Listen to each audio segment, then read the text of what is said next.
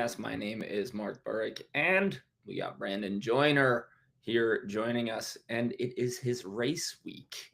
So Woo. he retired from beach volleyball last year, and to solve all of his knee pains that have plagued him his entire career, decided to run on concrete for 10 miles a day. Uh, Yep. dude, are you pumped? You said you're a little nervous. Do you think you're more or less nervous than your first ever AVP qualifier? It's just different. I think the unknown is huge. I'm definitely ready. Like you said, I played my last tournament, Manhattan of last year. We did the King of the Court in September, which Yeah. has some exciting news coming about that Oh. soon. But yeah, after that, I decided that I wasn't just all there in the volleyball scene anymore. I obviously love beach volleyball. I love our camps. I love the coaching. I love the community aspect. But I was ready for something different. I think the grind of trying to keep up with these young athletes and just the situation that the AVP was in for my specific level, I was like kind of always right on the outside, trying to break my way in, and um, decided to shift my priorities a little bit to the company and then myself. Um, and it's been going great. It's funny, like you bring up the knee pains. My body has never felt better. I even with all I think the biking and the running has just allowed like the specific muscles that I needed in my body to really tighten up, and the shifting that was happening in volleyball. I think that was like one of the main issues. Um, but yeah, Saturday is coming up quick. I'll be doing the half Ironman 70.3 in Oceanside, San Diego this weekend. Um, yeah, and I'm excited. I was talking to you a little bit before. It's the first time that like I think with volleyball, like I've just played so long and without really thinking about it, like especially our collegiate experience that we have, I Mm-hmm. played in so many big games and I had so much support around me that I was able to lean on people a lot, especially being a setter. It was like, all right, I just get out there, do my job, and then the final outcome or the aspect was kind of, I relied on a lot of people. And same thing for beach. I was My whole career, I was extremely fortunate to get paired up with really, really solid players that were able to like carry loads for me or calm me down or kind of keep me in matches and stuff like that. And this is the first time I'm doing something. I swam growing up, so like I have a swimming background, which was extremely solo. But this is the first time like my training has been completely on myself, and now the race day it's just me. And so it's really cool, but it's really funny, man. Like I go through these waves right now of like extreme excitement where I'm like, heck yeah, like this was 5 months of training.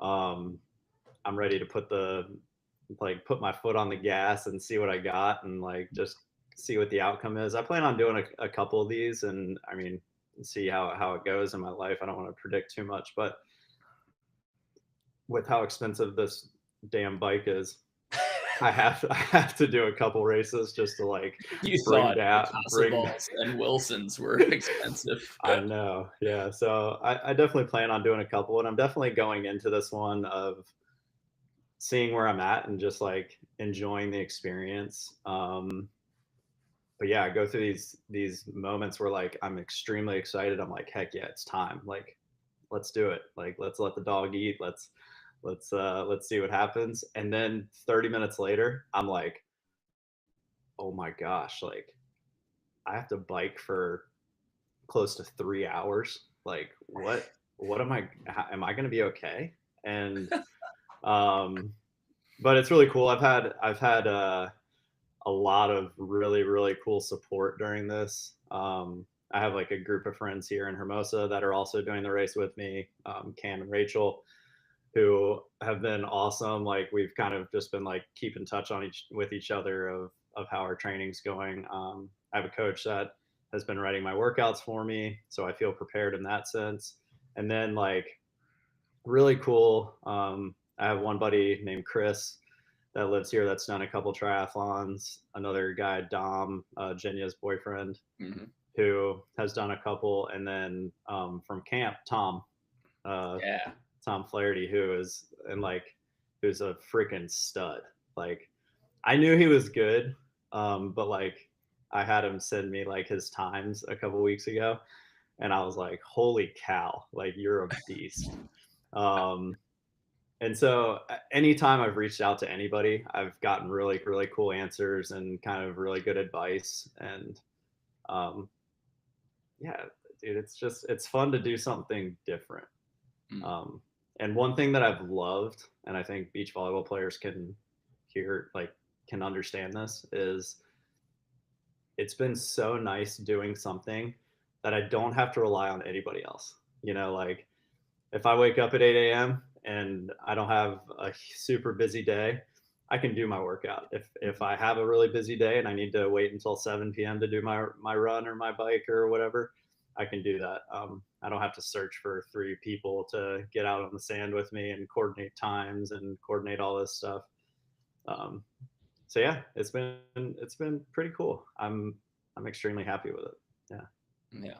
I'd say to me that's definitely the best part of not needing to play beach volleyball Right. anymore. Just hunting down the people to get a foursome, and then you get a fifth who's kind of solid, and you don't want to let them down. So you're like, all right, come on, yeah, we'll practice with 5, and then they find somebody, and now it's a 3-team practice, and then you're like, all right, you cut our reps, but let's see what goes from here. Mm-hmm. Yeah, absolutely. That is I would say the worst part of Right. beach volleyball and beach volleyball training. Lindsay tried to break into the podcast for a second. Hey, she's allowed. My producer has. She's allowed.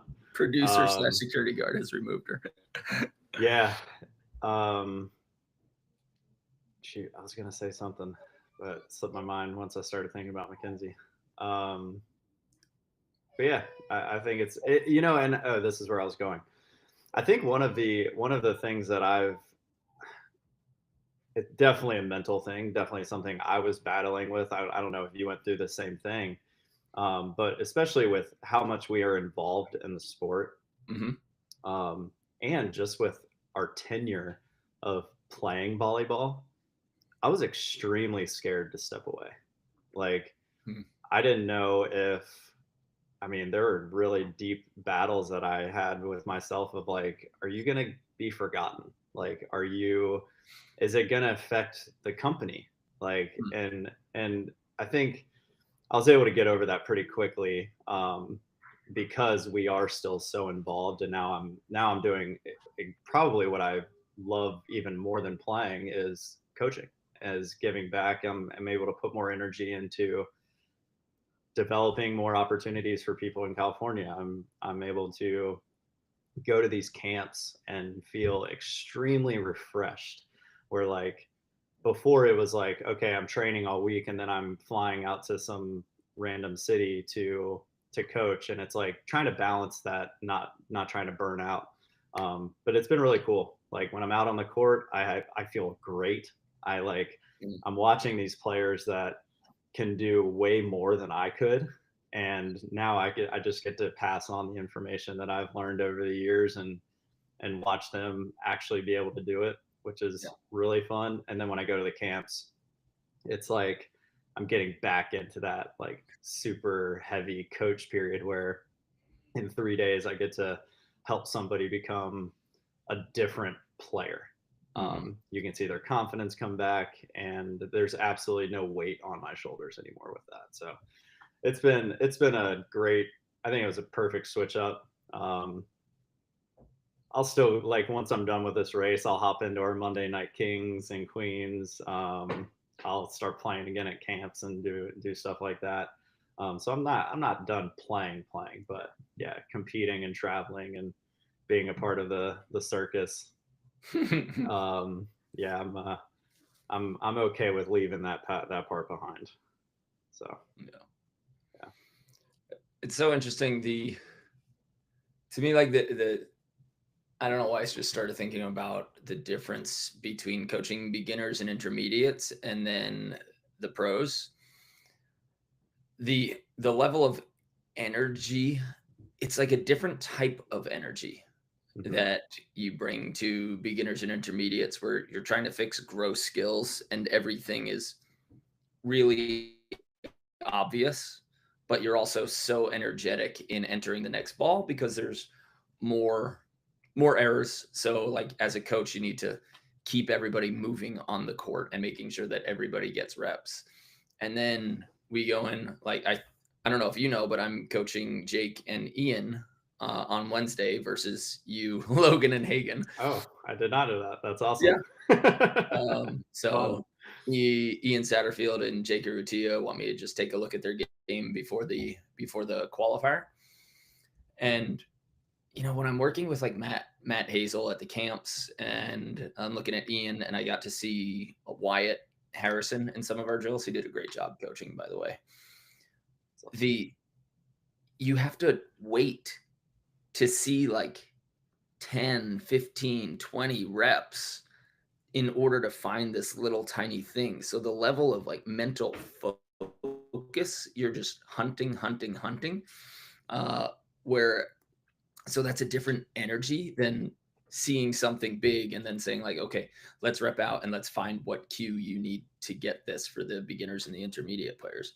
So it's such a switch that I go through because I got to, Matt's still on the hunt. I think he's guy for the first time this year. I think he's going to start doing some damage really.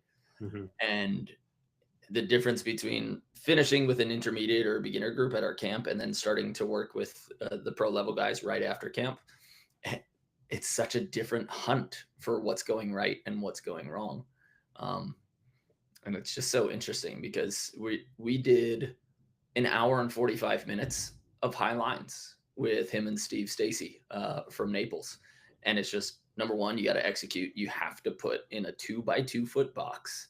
You have to be able to put 5 out of 6 shots in there, if not 5 for 5. And it took me a while. I don't know if most people know this, but that drill hitting into a 2x2 foot high line box. That drill made me quit indoor. I was I coaching didn't know a that. camp in Turkey, and I remember the previous year, I could hit. I mean, I was 8, 9 out of 10, like hitting into that in a simple high line drill. And guys, if you're listening and you've never challenged yourself to go to a court and say, we are going to stay here until one of our group of 3 or just me hits 50 high lines into a 2 foot box, right? I think most of you probably have to start with 20, and that's going to be a 2, maybe a 3 hour practice. But until you can pass, set, and hit that spot over and over and over again, don't move on. Keep doing it. Keep repping out until it's accurate. But I remember I was like 8 or 9 out of 10 in September, and then I played a season overseas indoor, and then I come back and I'm just like my dad is tossing to me, just throwing so that I could hit at the one of these big beach pillows. And it was taking me a while, and I just kept getting more and more pissed, and he looked like he wanted to be out of there because I was getting so out. And like I missed another one. I just like looked up at the sky and I was like, that's it. I'm done. And he goes, okay, so we can leave. We can go get dinner. I go, no, I told you I'm getting 20. I'm done with indoor. I will never be this bad at beach volleyball again. Like I hated so much that I had taken 7 or 8 months off and that I couldn't execute what I could in September. And it's just such a simple drill that like drills don't have to be complicated. Can you hit this target over and over and over again? And then finding those little things that will make it go over a block, that will make it be deceptive, that will make you reach high and hit flat on every ball. And I think that's what Matt Hazel is working on right now. Number one, the consistency of that shot when that's just the shot that you got to hit. Because then you have to add all the decision making, right? Like, Right. okay, you can hit the high line. at one point you got to get there to have no decisions to make and still be able to execute 9 out of 10. And then you got to add it with decisions and a blocker trying to touch you. So, Right.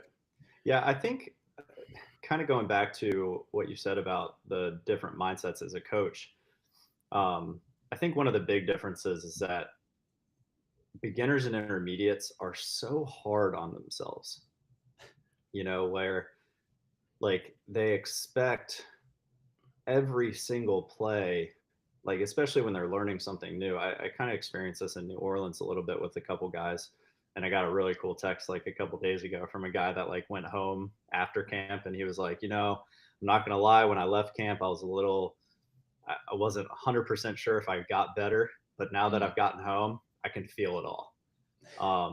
And it's crazy because I think when you're a pro or a AAA high level open player, whatever you want to call it, where you are in the country, if you make a mistake, you're able to pick up on why you did it, and you also understand that they happen.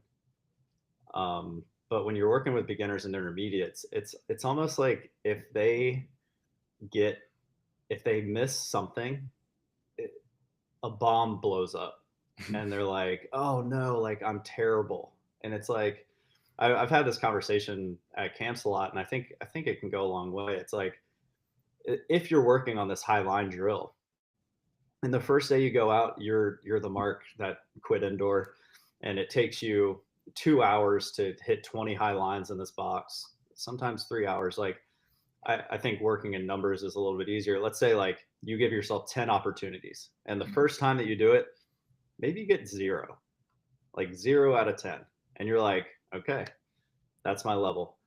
The goal the next time you do it, be happy with getting 1. mm-hmm. Like don't expect yourself to get 9 or 8 or something like that. But if you can kind of be okay with that incremental increase of accomplishing that skill, the goal is to see growth. And so like the first time you do that drill, if you get 0, the next day you come out, you might get 2, you might get 1. Like there might be a day where you show up and you get 5 out of 10.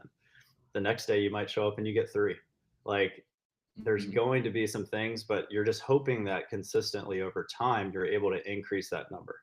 And I think like if we think about it in that sense, especially as a player, if you're a beginner or an intermediate, whatever skill you're talking about, if you're able to have that, you automatically put less pressure on yourself, and you're able to understand that the growth is happening. And if growth is happening, no matter how big or small, obviously we all want it to be super big and super aggressive. That's like the happiest that you'll ever feel. But the growth is the important part. And I think that's like one of the biggest difference between beginners and intermediates and that open pro level is like we understand that happens.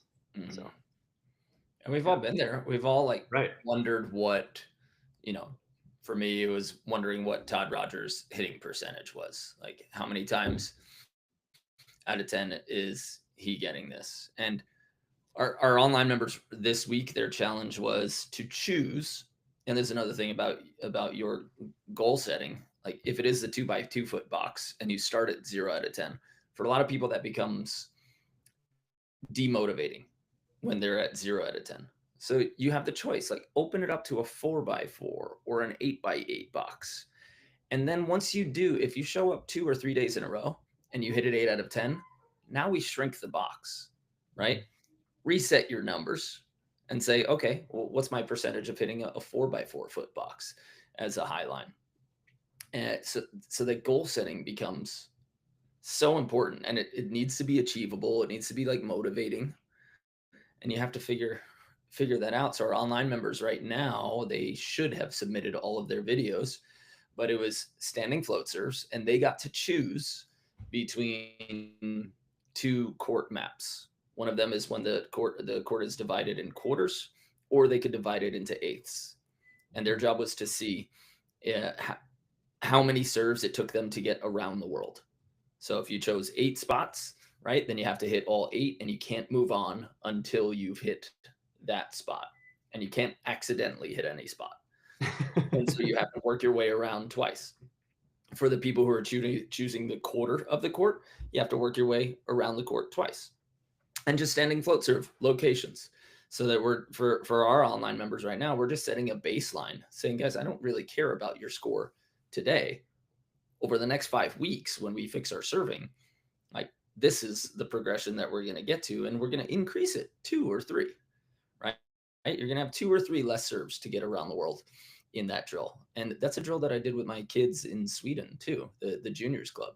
We had 9 swings at the beginning of every practice. From the right side, you had to jump spike serve from the 10-foot line and hit left, middle, right. Then from the middle of the court, you had to hit left, middle, right. And then from the left of the court, you had to hit left, middle, right. And every day they would write down their score out of 9, right? And they became addicted to it. And they also knew the first 10 minutes of their practice, like, this is what we're doing. And so every kid on my team had a jump spike serve because they had to figure it out. And they're all also getting hitting practice. So I think just setting standards over time, which is really difficult for people who are just playing. Right. And if you're listening to this podcast still, I think you've got to be the type of person that is really interested in improving. And if you don't have your wall of PR boards, like just any Excel sheet or something where you just choose, okay, maybe one of your PRs is like we're talking about, out of 10 high lines on a free ball, how many am I hitting? Write that down somewhere on any given day or any given warm-up. Just beat that. It takes you, 2.5 minutes to attempt 10 high lines, right? Just draw the box with your foot and go in there and make that your warm-up every day, and then see where you're at and see if you're progressing over time in a little like Excel sheet. And then you'll see the growth, but it will wave. It'll like have the dips, but it'll be a steady increase. And then when you do plateau, we're here for you. Come to a camp, join the online program, and get set up. Right. I love it. So before we head out, the last 2 FIVB tournaments, crazy wind. There were pros just sending free balls over on 1, over on 2. Crazy. So that was pretty nuts. But there's also this new format. And so essentially 24 teams are in, right? There's a 1-round qualifier. 16 are in automatic, and 8 get through the qualifier, I think. So it's 1 round of qualifiers, and then it's 16 pools. Now 6 4-team pools. 6 4-team pools. Yeah. And then you get to playoffs. So if you win your pool, that's 6. And then the second and third place teams, they also qualify, but there ends up being in playoffs 12 teams that make it. And the last 2 teams can lose after pool play. So they lose in playoffs. But if they end up losing by less than somebody else did, they still get into the next round of playoffs. I love it. I love a lucky loser. But here's where it's crazy. There were, I forget if it were 1 or 2 teams that went to 3. A tougher match, arguably, right? But because now you have 2 losing games, it's still the points difference. Oh, weird. So you won a set. You pushed to 3. You had a closer game, but you get punished harder for losing that than you do if you just lose in 2, 21-19, 21-19. Interesting. Yeah. I think that's weird nuts. Format. Like there has to be some kind of there's something up with that one. Right. So I understand the losing percentage. Like I've gotten knocked out of tournaments based on points lost or like win to loss ratio for points, and you're always kind of doing this stupid math, and then you look back and you're like, oh my God, if we had just focused for 1 more point, then we would be in playoffs. But to go to 3, push the harder game, and then you get punished more over somebody that lost cleanly in 2. Right. Doesn't make sense to me. Yeah. So just so I'm clear, I think the way it worked is like because we have that round of 12, right? Mhm. And the way that they found that was the winner of each pool automatically made it to that, we'll call it the second round, right? Yeah. And then was Then it all the twos and the threes. twos, all the twos and threes play against each other, and the winners go in, but that's only 4 teams. And so there were 2 spots open That's only 6 teams. for. So now there are 6 winners of that, and so that's 12 teams. And then you have the rest of the losers Oh that yeah, yeah, yeah. you have to get 4 from. Right. So So yeah, out of the twos and threes, they're taking, the winners plus 4 more teams where you're doing that lucky loser. 2 more. Well, you got the You got the 6 who six because won the it's a 4. round of 12, right? So Mhm. then 4 come through on wins, and then 2 are joining them. So that would be 6 meeting the other 6. Is that right? 6 pools, right? Right. So you got the winners, that's 6 teams. Yeah. Then you have all of the twos versus threes, right? So 6 of those matches, so that adds up to 12 more. And so Right. then you're selecting 4 of those that lost by Okay. the least to get to 16, Okay. Yeah. which is tough. It's the fact that it's hard to wrap our heads or it's hard for me to wrap my head around. I think from what I was seeing from a lot of people, like I was following Kyle and Kyle Friend and Travis Merriweather, um, as the tournament was going on, and I even saw Phil posted something where he was like, "Please explain this." Phil got Yeah, involved. yeah, Phil he posted. Dahlhauser made a public He announcement on the said state of something volleyball. said something out loud. Yep. I Which He talks real if estate. if yeah, if Phil's coming out of the woodworks, then it's something funky. But yeah, I mean, I think I mean, the pro of it is they're allowing more teams to play and have opportunities. The Mhm. negative is obviously that it's hard to follow. Um, Yeah. but yeah, and I thought the one of the cool things that happened from this, whether it's good or bad, is I know James and Kame lost their first round, ended up being one of those lucky losers, ended up getting a bronze in the event, which Kame and James, like, they upset the Swedes. Um, they looked strong. James is Mhm. a freaking monster. Dude, Yep. he hit some balls and like screamed afterwards, and I was like, "Mm, this is this is good. This is good for the U.S." And Kame looked like he was back to his Olympian self. He was siding out. He was controlled. He looks like he's in great shape. Um, so they had a phenomenal finish. And Mhm. then on the women's side, I believe Therese and Megan, um, they Yep. also lost their first round, Mhm. and they ended up with a silver. So it's it helped us. Mhm. It helped the U.S. Yeah, for now. Which is yeah, right. So definitely interesting, but I'm sure that there. I think Travis had posted something where he was like, there are definitely 2 teams that are very happy with this format. Um, yeah, and so it was cool to see them doing so well. It was I got to watch a decent amount of parts of the games. Didn't watch a lot of complete matches, but Mhm.